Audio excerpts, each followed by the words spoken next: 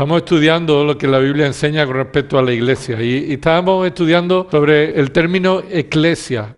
En el griego aparece ese término eclesia, la mayoría de las veces se refiere al cuerpo de Cristo. De las 114 veces que aparece, 109 se refieren al cuerpo de Cristo, la familia de Cristo, la congregación de los creyentes. Pero recuerda que eclesia, literalmente, que significa los que son llamados afuera de un grupo más grande, los que reciben un llamamiento para salir de un grupo, no fue inventado ni exclusivamente se utiliza para la iglesia, sino que ya los griegos utilizaban esa palabra eclesia para referirse a un grupo de personas que se reúnen en un lugar para una tarea o un fin concreto. Pero la mayoría de las veces que aparece en el Nuevo Testamento se relaciona con el dueño. Lo hemos visto ya, cómo esa palabra se relaciona con el dueño de la iglesia, el Dios Trino, quien la sostiene, la sustenta, quien la ha creado, quien la ama y la preserva para siempre. Lo hemos visto en relación a los miembros. La palabra eclesia aparece en relación a sus miembros de manera que nos imitamos unos a otros, nos fortalecemos unos a otros, nos proveemos unos a otros, somos todos de una misma situación espiritual, todos somos santos y ninguno es más santo que otro, sino que todos hemos sido apartados para Dios por medio de Cristo. Lo hemos visto en relación a los inconversos. Y la mayoría de las veces que aparece la palabra eclesia relacionada con los inconversos, ¿recordáis la semana pasada? Es en un contexto de persecución, de lucha, de prueba. Así que la iglesia sabe lo que le espera en este mundo. Y no le espera otra cosa en su relación con los inconversos, que somos los receptores de la persecución. Y eso es lo que el Nuevo Testamento nos enseña. Escucha, es con respecto a la palabra eclesia. No a todo lo que se está enseñando de la Biblia con respecto a los inconversos, que lo veremos, y con respecto a unos con otros, sino cuando la palabra eclesia aparece en la Escritura, cómo se relaciona. Con respecto al lugar, hemos visto que se reunían en las casas, que se reunían en ciudades, que se reunían en distintos lugares, varias iglesias en una misma ciudad o una sola iglesia en una misma ciudad. Así que múltiples formas en que la iglesia se manifiesta en distintos lugares. Acompáñame a Hechos capítulo 5. Vamos a ver cómo la palabra eclesia aparece en Hechos de los Apóstoles. En este libro que el Espíritu Santo movió a Lucas para que escribiera, especialmente el libro de Hechos de los Apóstoles comienza con la ascensión de Cristo, con el llamado en la encomendación de Cristo a la iglesia, a los apóstoles, a los creyentes, a esperar que venga el Espíritu Santo. Y Hechos de los Apóstoles más bien debería ser titulado Hechos del Espíritu Santo, porque vemos que es el Espíritu Santo como obra por medio de la iglesia que acaba de nacer en Pentecostés, acaba de ser inaugurada por la presencia del Espíritu Santo de una manera singular, como no hubo nunca en la historia. El Espíritu Santo obró de muchas maneras, pero como el Espíritu Santo obró desde Pentecostés hasta que el Señor venga, es una manera singular que el Espíritu Santo obra en los creyentes. En Hechos capítulo 5, recordáis ahí que se nos dice cómo Ananías y Zafira estaban malversando fondos. Mira lo que dice el versículo 1. Pero cierto hombre llamado Ananías, con Zafira su mujer, vendió una propiedad y se quedó con parte del precio, sabiéndolo también su mujer. Y trayendo la otra parte, la puso a los pies de los apóstoles. Mas Pedro dijo a Ananías, ¿por qué ha llenado Satanás tu corazón para mentir al Espíritu Santo y quedarte con parte del precio del terreno? Mientras estaba sin venderse, ¿no te pertenecía? Y después de vendida, ¿no estaba bajo tu poder? ¿Por qué concebiste este asunto en tu corazón? No has mentido a los hombres, sino a Dios. ¿Quieres subrayar las partes importantes de un pasaje, de un párrafo? Esta frase es la importante. No has mentido a los hombres, sino a Dios. Al oír Ananías estas palabras, cayó y expiró, es decir, murió, ¿verdad? Y vino un gran temor sobre todos los que lo supieron. Es decir, esta información fue conocida. No se refiere a los que estaban allí en ese momento. Aquí el autor está hablando de la reacción que hubo con todos los que escucharon este evento. Ahora, continúa diciendo, versículo 6, y los jóvenes se levantaron y lo cubrieron y sacándolo le dieron sepultura. Después de un lapso como de 3 horas, entró su mujer no sabiendo lo que había sucedido. Y Pedro le preguntó, dime, ¿vendisteis el terreno en tanto? Y ella dijo, sí, ese fue el precio. Entonces Pedro le dijo, ¿por qué os pusisteis de acuerdo? Paréntesis. Lo que Pablo está diciéndole, ¿por qué no fuiste de ayuda idónea para tu marido? ¿Por qué os pusisteis de acuerdo? A veces el marido incumple su liderazgo de andar por un camino piadoso y también la esposa es llamada a decirle al marido, esto no es la voluntad de Dios, ¿por qué os pusisteis de acuerdo en esto? Versículo 9, entonces Pedro le dijo, ¿por qué os pusisteis de acuerdo para poner a prueba al Espíritu Santo del Señor? Mira, los pies de los que sepultaron a tu marido están a la puerta y te sacarán también a ti. Al instante ella cayó a los pies de él y expiró. Al entrar los jóvenes la hallaron muerta y la sacaron y le dieron sepultura junto a su marido. Y aquí viene la palabra eclesia. Versículo 11. Y vino un gran temor sobre toda la iglesia y sobre todos los que supieron estas cosas. Observa cómo eso se ha repetido. En el versículo 5 que vino un gran temor sobre todos los que supieron estas cosas. Pero en el versículo 11 se incluye que el temor no solamente vino con aquellos que escucharon este evento, sino que especialmente se nos está diciendo aquí que vino temor sobre toda la iglesia. Esta es la primera vez que en Hechos de los Apóstoles aparece el término eclesia. Es la primera vez que se usa, aunque no es la primera vez que se habla de la iglesia, pero sí es la primera vez que aparece esa palabra en griego, eclesia. Aquí la iglesia comprende, llega a la conclusión de tener temor de la seriedad que conlleva formar parte de la iglesia. Escucha, el temor era ser consciente de la seriedad que conlleva ser parte de la iglesia. La iglesia de Dios conlleva exponerse a la gravedad de mentir al Espíritu Santo. Y en ese momento en el que la iglesia nace, en su primer momento, Dios ha dejado claro un testimonio por medio de los apóstoles. Y es que mentir a los ancianos de la iglesia es mentir a Dios. Concebir una mentira dentro del ámbito de la iglesia de Dios es pretender mentir a Dios.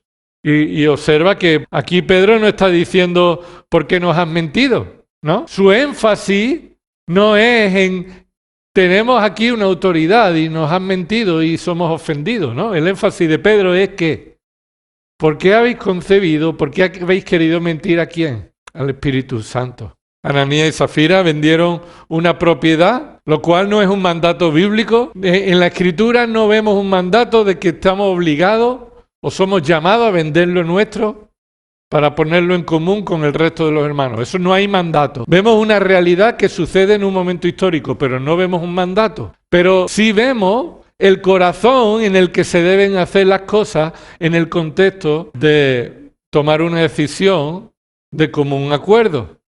Es decir, un matrimonio dice, mira, otros están vendiendo sus posesiones y lo están poniendo en común. ¿Por qué? Porque venían gente de otros lugares a Jerusalén y en lugar de volverse a su casa se quedaron en Jerusalén. Se quedaron allí, así que creció mucho.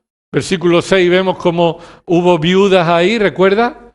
Ananías y Zafira vieron el ejemplo de otros que vendían sus propiedades y los ponían en común. ¿Dónde está el problema aquí? El problema está en que cuando tú vendías tus posesiones, las ponías en común, significa que lo llevabas a los pies de los ancianos. Es decir, mira lo que dice el versículo 2.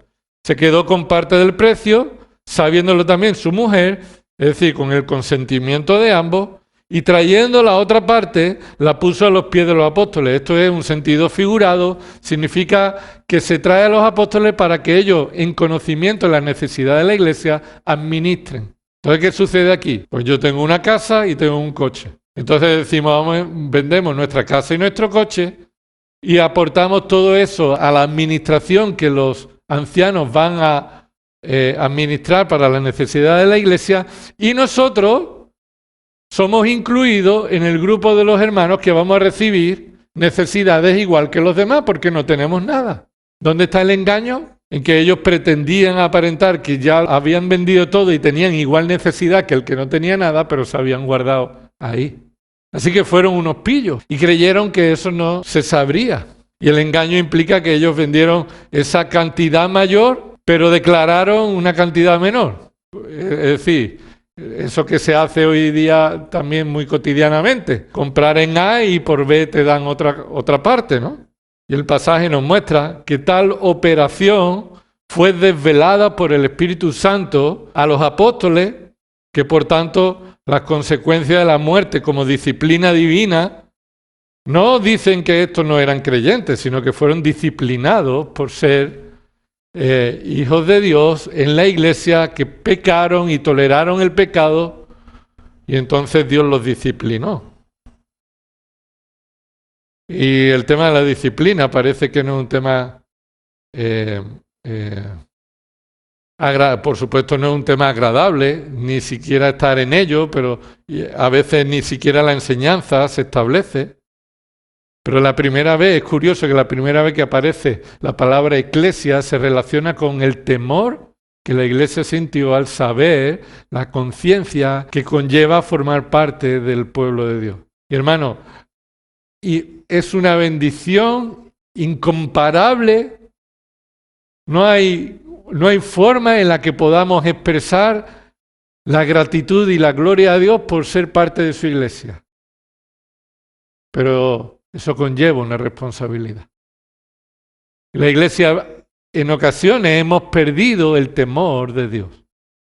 Porque pensamos que si Cristo cargó con toda nuestra consecuencia de nuestro pecado, entonces estamos libres de toda consecuencia de nuestro pecado. Y eso es cierto para nuestra salvación eficaz. Pero eso no es cierto para eximirnos o pensar que Dios no tiene seriedad con el pecado en su iglesia. Dios va a disciplinar el pecado en su iglesia. Y lo que pasa es que esto no ha sucedido, o no suele suceder, que alguien muera entre nosotros de una manera manifiesta a consecuencia de un pecado. Pero qué lástima que tengamos que tener temor de Dios viendo un testimonio en lugar de ser conscientes por la palabra de Dios de esta realidad. Los creyentes reaccionan con temor al ver las consecuencias del pecado. Y la iglesia reconoce con temor que ser parte del cuerpo de Cristo es una bendición, pero también es un motivo por el cual vivir con respeto y temor a las consecuencias que Dios justamente puede traer a tu vida, porque no va a tolerar el pecado en la iglesia. Por supuesto, la iglesia de Dios debe temer a Dios, porque Él no juega con el pecado, ni permite que su iglesia juegue con el pecado. ¿Qué sucede si ese juicio no llega hoy? ¿Qué sucede si estamos encubriendo pecado y Dios no nos ha matado todavía? Sin duda es una invitación a que nos arrepintamos. Él tiene paciencia para llevarnos al arrepentimiento, pero sin duda también es un llamado a saber que un día el Señor nos traerá confrontación con ese pecado que toleramos. Muy bien, Hechos capítulo 7, un poco más adelante, vemos que la persecución, las necesidades hacen que los ancianos, los apóstoles, escojan por medio del Espíritu Santo y la sabiduría que Él da a siervos, a hombres llenos de fe y del Espíritu Santo, para que sirvan en las necesidades, pero también para que sirvan en la predicación del Evangelio. Capítulo 6, versículo 8 dice: y Esteban, lleno de gracia y de poder, hacía grandes prodigios y señales entre el pueblo.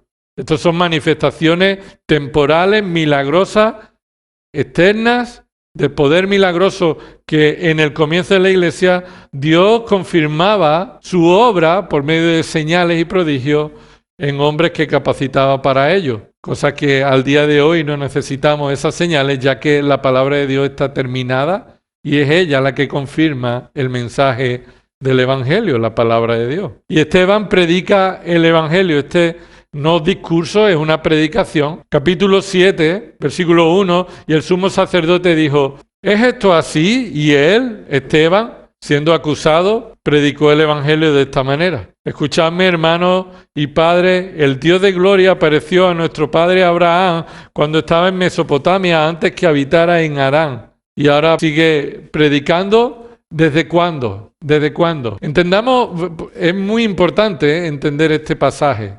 Hechos 7 nos está hablando de la predicación de Esteban desde el llamado de Dios soberano para salvar a Abraham y darle una promesa a Abraham que Dios ha ido cumpliendo a lo largo del tiempo. A lo largo de esta predicación, Esteban llega al versículo 35. Mira el versículo 35. Este es Moisés, a quien ellos rechazaron, diciendo: ¿quién te ha puesto por gobernante y juez? Es el mismo que Dios envió para ser gobernante y libertador con la ayuda del ángel que se le apareció en la zarza. Este ángel seguramente es el Señor Jesucristo, antes de su encarnación.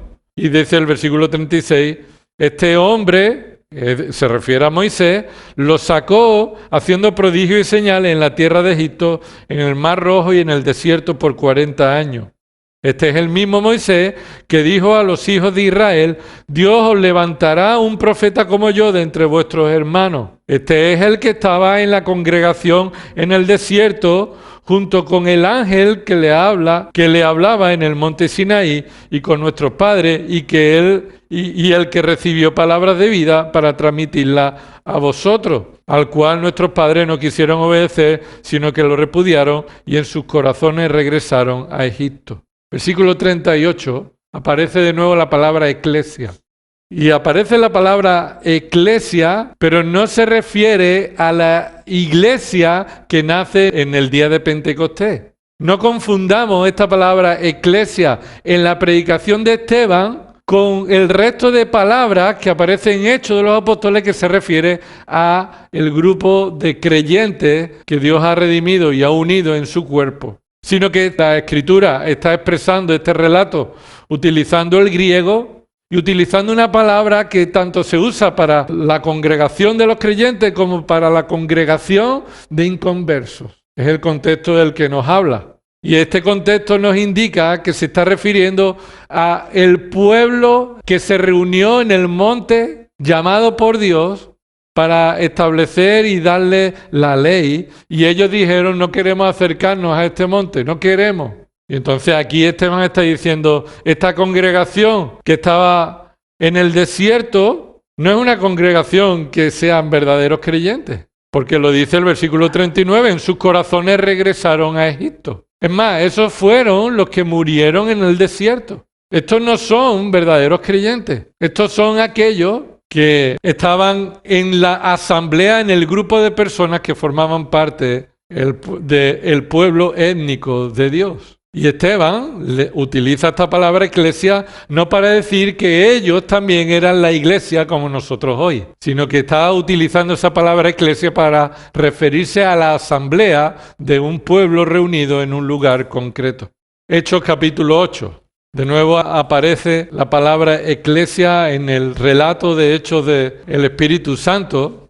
Hechos capítulo 8, observa cómo después de que Esteban fue muerto, dice el versículo 1, 8:1, y Saulo estaba de completo acuerdo con ellos en su muerte.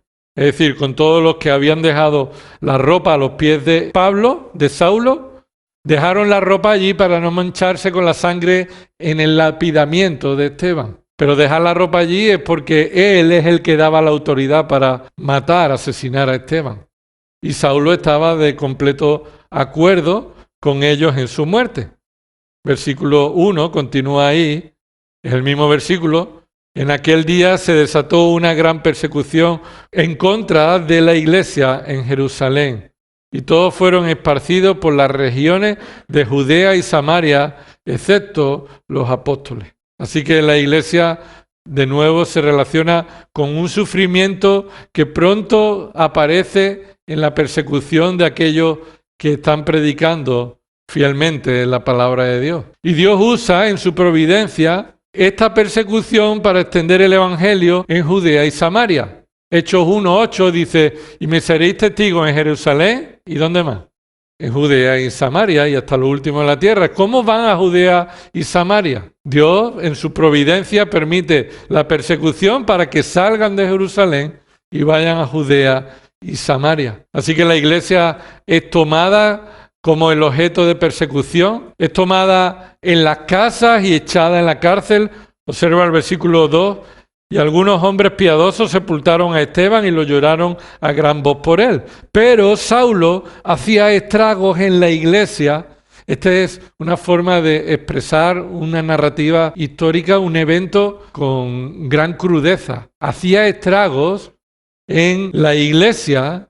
¿Y cómo lo hacía? ¿Entrando dónde? Curiosamente lo hacía entrando en las casas. Probablemente era la forma en la que todavía en ese tiempo la iglesia se estaba reuniendo. Probablemente se estarían reuniendo en las casas y estaban arrastrando, dice, y Saulo arrastraba a hombres y mujeres y los echaba en la cárcel. Así que, ¿cómo sabes si quien te está persiguiendo, Dios un día lo salvará como Saulo? Es una de las enseñanzas que puedes sacar de este texto. ¿Quién estaba persiguiendo a la iglesia ahí? Saulo hacía estragos y estaba completo desacuerdo y los metía en la cárcel, los arrastraba a todos, hombres y mujeres, sin piedad. Tú imagínate que formas parte de aquellos creyentes que están sufriendo la persecución. ¿Quién te iba a ti a decir que el que te está persiguiendo, Dios lo va a salvar?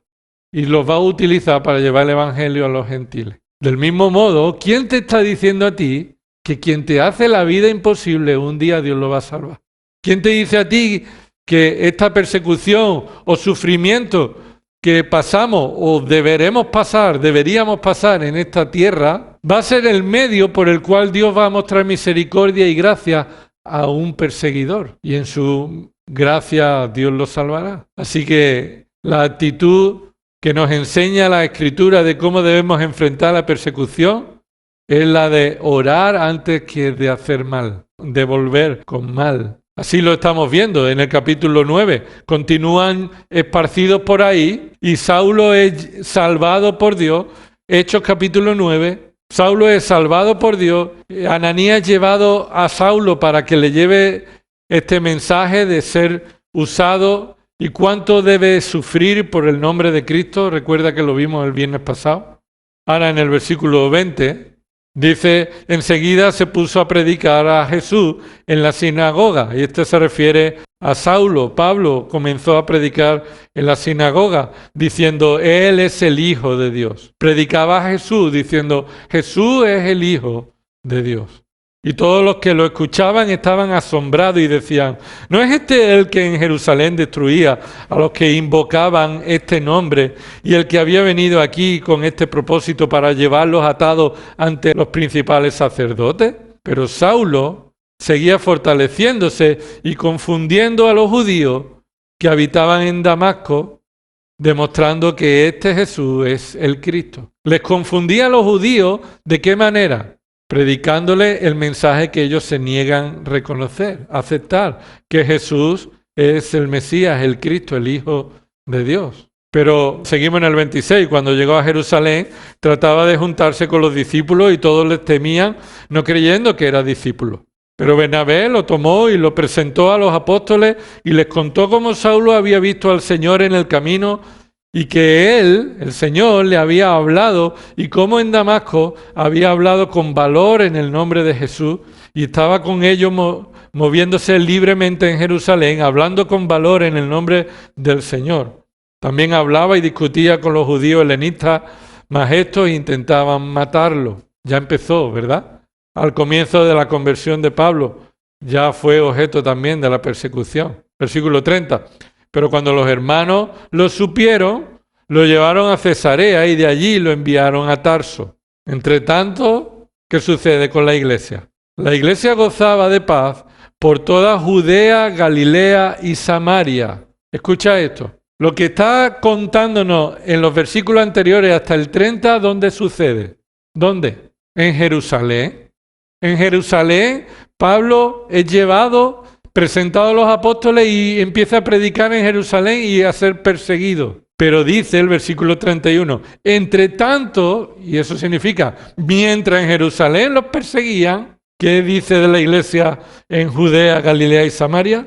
La iglesia gozaba de paz y era edificada Y andando en el temor del Señor y en la fortaleza del Espíritu Santo, seguía creciendo. ¿Qué significa esto? Bueno, significa que la iglesia es edificada en base al temor del Señor y la fortaleza del Espíritu Santo, sin menguar o sin ser estorbada por la persecución de los inconversos. Nada estorbará la edificación de la iglesia en el temor del Señor y en la fortaleza del Espíritu Santo. Cuando vemos que los planes que nosotros teníamos previstos se han cambiado, nada hará que la iglesia siga creciendo si nuestro deseo es el temor del Señor y la dependencia y la fortaleza del Espíritu. Esa es la base de la iglesia. La iglesia es edificada cuando eleva el concepto de la santidad de Dios y eso trae un temor reverente. Ahí la iglesia es edificada. A pesar de que esté sufriendo en otros lugares la iglesia, Dios en su providencia permite y usa esa persecución en otros lugares para que en Judea, Galilea y Samaria la iglesia crezca de una manera concreta. La iglesia crece gozando de paz, si es la voluntad de Dios, pero sobre todo crece y es edificada cuando anda en el temor del Señor, en la fortaleza, en la dependencia del Espíritu Santo. Y os vuelvo a decir, hermanos, a veces los planes que tenemos se troncan, no son los que esperábamos. A veces Dios permite que vengan situaciones en las que nos hace estar un poco inestables sin saber hacia dónde iremos. Pero eso no debe menguar la obra de Dios en la edificación de la iglesia. No importa que no estemos en un local como este. Y no importa y no es nuestro deseo cerrado en que tengamos que ir a un local mucho más grande. No es nuestro empeño, es nuestra oración. Buscamos la voluntad del Señor, pero no es nuestro empeño. Si el Señor quiere, nosotros seremos edificados espiritualmente. Y esa es la tarea que Dios quiere obrar en su iglesia. Crecer en el temor del Señor y en la fortaleza del Espíritu. Mira Hechos capítulo 11. De nuevo aparece esta palabra, eclesia. Y nos encontramos con una situación en la que la iglesia de Cristo no requiere que formemos parte de una pertenencia étnica. La iglesia de Cristo no requiere que formemos parte de un grupo étnico concreto. Hechos capítulo 11, versículo 19. Ahora bien, los que habían sido esparcidos a causa de la persecución que sobrevino cuando la muerte de Esteban, y lo hemos leído hace un rato, llegaron hasta Fenicia, Chipre y Antioquía, no hablando la palabra a nadie, sino solo a los judíos. ¿Por qué? Bueno, esto es una realidad, pero no nos enseña que esta deba ser nuestra imitación. La realidad es esta, es que ellos decían, prediquemos el Evangelio a los que creemos que se lo merecen. Pero otros habían entendido que el Evangelio debe ser predicado a todos. A toda criatura fue el mandato del Señor Jesucristo. Y por eso el versículo 20 dice, pero había algunos de ellos, hombres de Chipre y de Cirene, los cuales al llegar a Antioquía hablaban también a los griegos predicando al Señor Jesús. Y observa el versículo 21, y la mano del Señor estaba con ellos. Yo estoy convencido que ellos se refiere a este último grupo. Este último grupo de personas, versículo 20, algunos de ellos, algunos de los que estaban predicando el Evangelio y no lo limitaban a los judíos, sino que lo predicaban a todos, no importa cuál fuera su raza étnica. Y la mano del Señor estaba con ellos. Esta mano del Señor significa que Dios hacía dar fruto. Proveía de fruto a esta predicación. Versículo 21, y la mano del Señor estaba con ellos, y gran número que creyó se convirtió al Señor. Y la noticia de esto llegó a oídos de la iglesia de Jerusalén, y enviaron a Bernabé a Antioquía. Así que lo que aquí estamos viendo es que la iglesia de Cristo no requiere pertenencia de un grupo étnico, porque esto no podía ser comprendido todavía. ¿Cómo es que un no judío, un gentil, podía ser un cristiano y un miembro de la iglesia? No, la iglesia, entendían aquellos en aquella época y a lo largo de la historia y hasta el día de hoy, pensaban que la iglesia debía cumplirse por aquellos que se hacían judíos. La iglesia tiene que ver con el pueblo de Israel, de los judíos. Y no es así. Este es el misterio escondido, que ha sido revelado y que Efesios capítulo 3 nos dice, Pablo, que este es el misterio, que de ambos pueblos hizo uno, derribando la pared intermedia, y se refiere a una pared que había en el templo, estaba el templo y el patio de los judíos y el patio de los gentiles. Esa pared intermedia los separaba, y dice Pablo, esa pared ha sido rota. La iglesia no requiere que uno forme parte de un grupo étnico. Y eso se demuestra en que llegó esta noticia a los creyentes de Jerusalén. ¿Y qué hicieron los creyentes, la iglesia de Jerusalén? Enviaron a Bernabé a Antioquía, el cual, cuando vino y vio la gracia de Dios, se regocijó y animaba a todos para que con corazón firme permanecieran fieles al Señor, porque era un hombre bueno y lleno del Espíritu Santo y de fe. Y una gran multitud fue agregada al Señor. Me encanta esta expresión, ¿verdad? Una gran multitud fue agregada al Señor. Es de una manera figurada que ser parte de la iglesia es haber sido agregado a Cristo, haber sido unido a Cristo, haber sido agregado al cuerpo de Cristo, a Cristo mismo por la obra del Espíritu Santo. Así que la iglesia no requiere que tú formes parte de esa asamblea, de esa iglesia, por ser miembro de un pueblo étnico.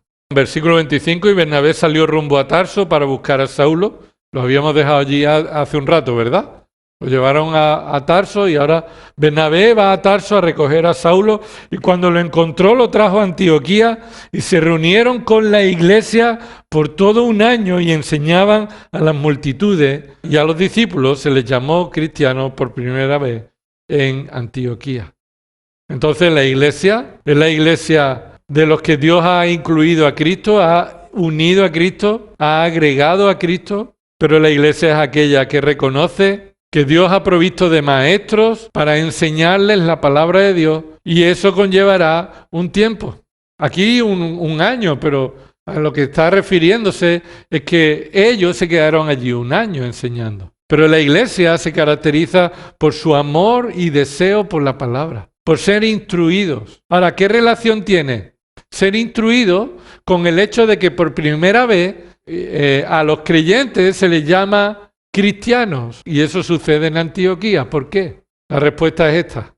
Porque la enseñanza de la iglesia se manifiesta en una vida conforme al carácter de Cristo. Porque las personas veían a un cristiano y dicen, este es cristiano. Porque no solamente han crecido en la enseñanza que Pablo y Bernabé les daban, sino que sus vidas se vieron cambiadas, transformadas. Así que la iglesia es llamada cristiana cuando es una iglesia que manifiesta en su testimonio público fidelidad y obediencia a la palabra de Dios. Vivir como Cristo. Ser cristiano es ser un seguidor de Cristo, uno que vive conforme al testimonio de Cristo. Capítulo 12, dice ahí en el versículo 1, por aquel tiempo el rey Herodes echó mano a algunos que pertenecían a la iglesia para maltratarlos. ¿Quiere formar parte de la iglesia? Deberíamos de poner ahí, estar dispuesto a ser perseguido. Estoy dispuesto a ser perseguido. Formar parte de la iglesia es un compromiso a saber que no estoy engañado en que esto implicará ser perseguido. Pertenecer a la iglesia de Cristo es la condición más arriesgada del mundo. La situación más arriesgada del mundo es ser parte de la iglesia. Y así debe ser nuestra conciencia. Y esto nos lleva a dependencia, al temor de Dios, porque no queremos por librarnos de la persecución ser desobedientes a nuestro Señor. Y tememos al Señor, pero en la fortaleza del Espíritu Santo vivimos como cristianos. Aunque eso implique que la autoridad que Dios ha permitido que gobierne en una ciudad o en una nación te persiga. ¿Cuál es la respuesta que debe hacer la iglesia ante esta persecución? Mira lo que continúa diciendo. E hizo matar a espada a Jacobo, el hermano de Juan, y viendo que esto agradaba a los judíos, es decir, fue agradable, fue un sondeo, fue popular, la gente le aplaudió, entonces hizo, versículo 2, hizo arrestar también a Pedro.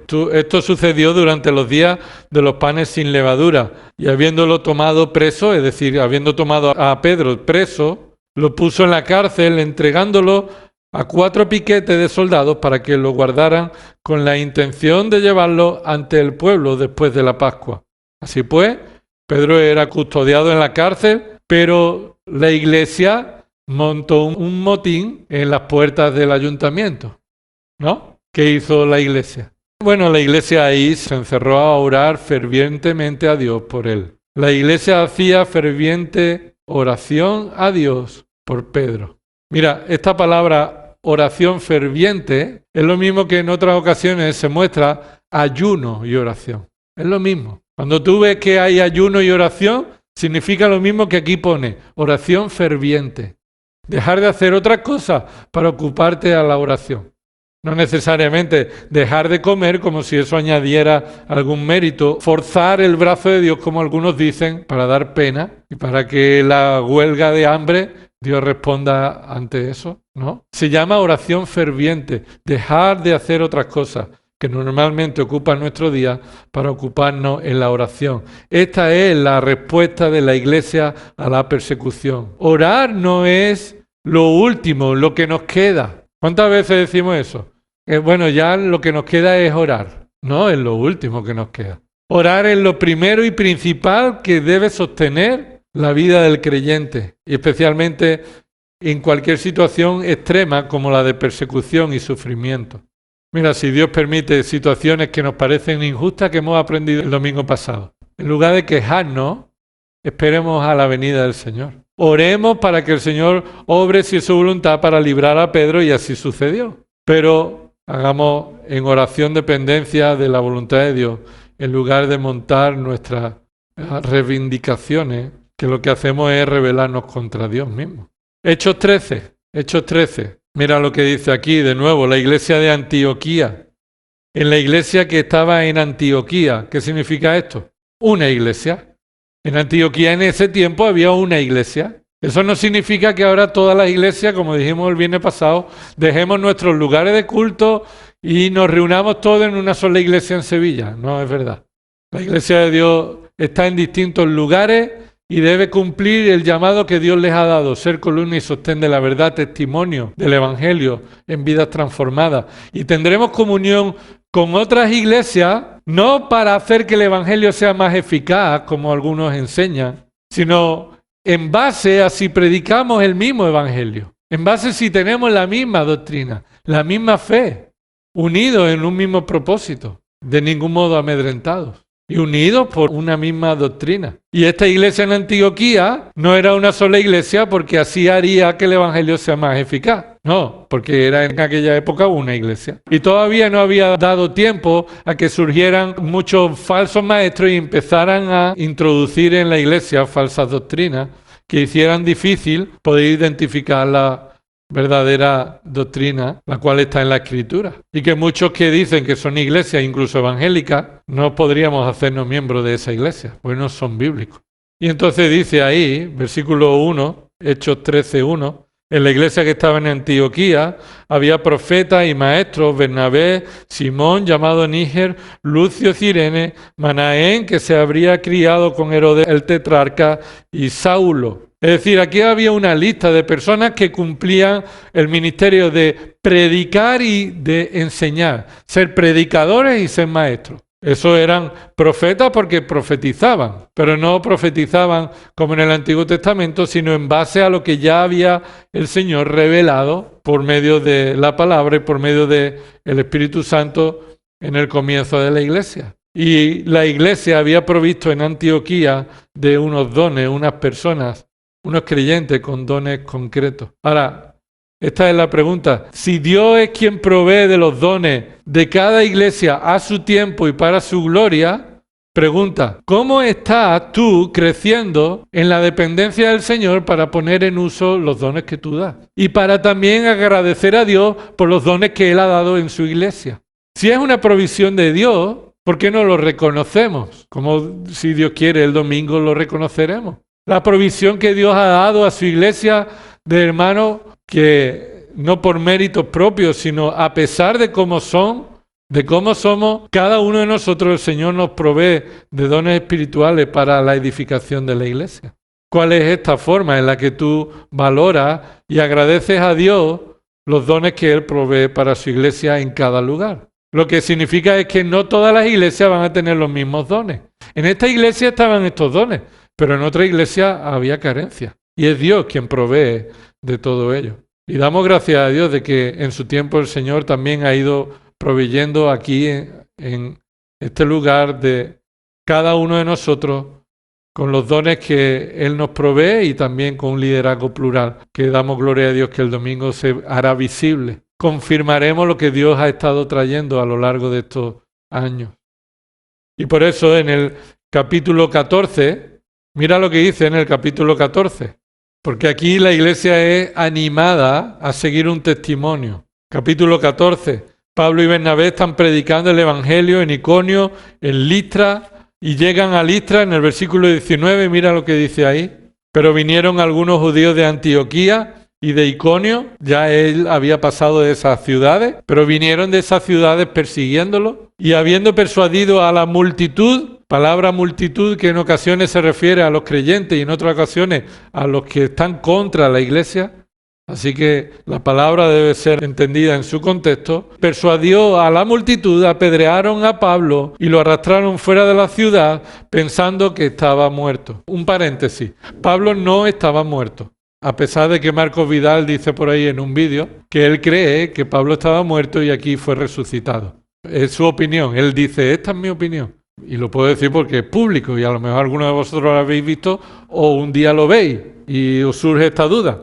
Es su opinión, pero el texto lo que está diciendo es una cosa. Es que lo arrastraron fuera de la ciudad. ¿Por qué? ¿Porque estaba muerto? No, porque ellos pensaban que estaba muerto. Fue lo que ellos pensaron. Versículo 20. Pero mientras los discípulos lo rodearon, él se levantó y entró en la ciudad. Claro, aquí lo rodearon, Marco Vidal dice que fue una reunión de oración ahí y Dios resucitó a...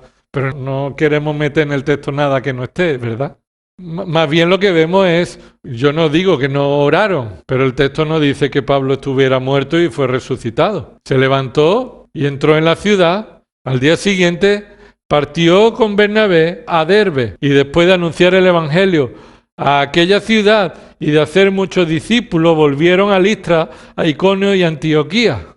No tenían bastante, ¿no? Es decir, vamos de nuevo a un lugar donde nos han apedreado.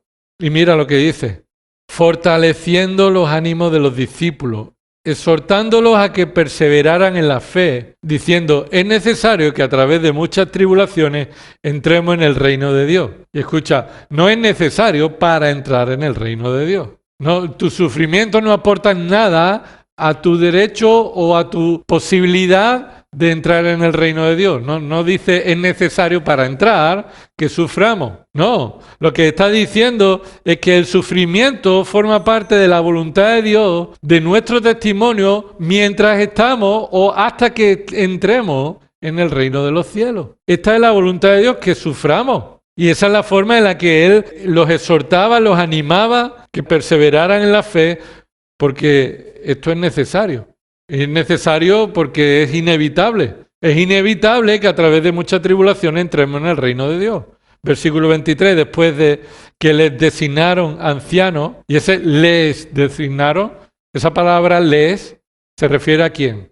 A Pablo y Bernabé. Así que Pablo y Bernabé les animaron y ellos designaron ancianos ¿en qué? ¿Qué dice? En cada iglesia. Así que ancianos plurales en cada iglesia individuales. Ese es el modelo, la enseñanza bíblica. Que una iglesia durante un tiempo puede estar con falta de liderazgo, pero la voluntad de Dios es que Dios traerá en su momento y en su tiempo ancianos plurales en una misma congregación. Y lo hicieron así, habiendo orado con ayuno. ¿Qué significa con ayuno? Pues que oraron con todo esfuerzo. Se dedicaron con todo empeño y los encomendaron al Señor en quien habían creído. Observa, el versículo 23 te dice esto, que la iglesia es animada por el testimonio del sufrimiento. Cuando tú ves sufrir a alguien por la fe, esto te debe animar en lugar de desanimar. Sufrir por Cristo es el testimonio al que debemos aspirar. Debemos ver que la perseverancia se muestra en los momentos malos. Y solo los hijos de Dios perseverarán por la obra del Espíritu. Escucha, dejaron encomendado en cada iglesia ancianos. ¿Por qué? Porque Efesios capítulo 4 dice que Él instituyó en la iglesia ancianos, pastores y maestros. Así que ellos hicieron lo que el maestro, el dueño de la iglesia, dijeron que tenía que haber en cada iglesia. Pero además, escucha lo que dice ahí. Oraron y lo encomendaron a los ancianos para que cuidaran de ellos, ¿verdad? ¿Lo veis ahí al final del versículo? No, los encomendaron al Señor, en quien habían creído. Sí, Dios utiliza a los hombres. Sí, Dios utiliza a los hombres no para usar sus capacidades, sino para capacitarlos.